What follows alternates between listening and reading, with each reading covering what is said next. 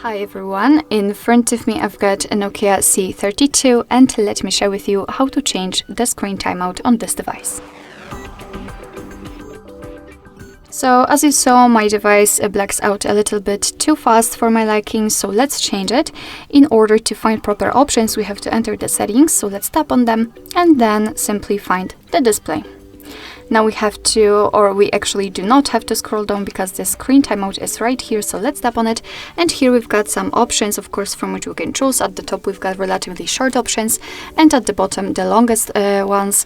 So basically all you have to do is to tap on the option like to use, and I will pick 10 minutes, so not the longest option, but it is long enough. And as you can see, it will be immediately marked, and after getting back you can see that it is also notified right here, which simply means that from now on your device, or actually my device, will black out after the particular time you've just chosen. Alright, so that'll be all. Thank you so much for watching. I hope that this video was helpful, and if it was, please hit the subscribe button and leave the thumbs up.